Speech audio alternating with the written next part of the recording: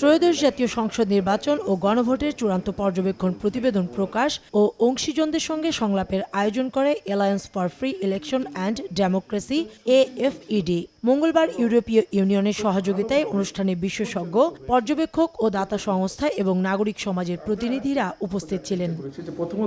নির্বাচন পর্যবেক্ষণ প্রতিবেদনে AFED জানায়, সংসদ নির্বাচন ও গণভোট শান্তিপূর্ণ সুশৃঙ্খল ছিল, তবে ভোট গণনায় স্বচ্ছতা ও নতুন পদ্ধতি বাস্তবায়নের তাগিদ দেয় সংস্থাটি। ভোট গণনা ফলাফল একত্র করা এবং প্রকাশের ক্ষেত্রে স্বচ্ছতা বাড়াইতে হবে। আপনাদের মূল্যবান মতামত সুপারিশ আমাদের ভবিষ্যৎ নির্বাচন পর্যবেক্ষণকে আরও কার্যকর ও মানসম্মত করতে গুরুত্বপূর্ণ ভূমিকা রাখবে। এ সময় নির্বাচন সময়কার অভিজ্ঞতা তুলে ধরেন বিভিন্ন দলের সংসদ সদস্যরা। এজেন্ট দেওয়ার ক্ষেত্রে কোনো জায়গায় পোলিং অফিসার, প্রিজাইডিং অফিসার খুবই রহস্যজনক ভূমিকা পালন করেছেন।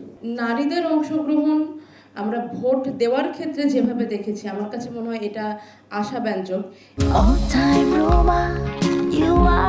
All time Roma.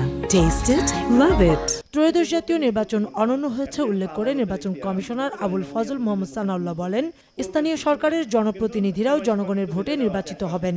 It has been possible to keep it non-violent এবং এটা সম্ভব হয়েছে রাজনৈতিক দলের সদিচ্ছার কারণে। রাজনৈতিক দল তারা যদি আপনার সমন্বিতভাবে ভায়োলেন্সের পথে হাঁটতেন, আমরা কি করতে পারতাম? সো এখানে যারা প্রতিনিধি আছেন তাদের মাধ্যমে আমি স্ব রাজনৈতিক দলকে অভিনন্দন জানাতে চাই।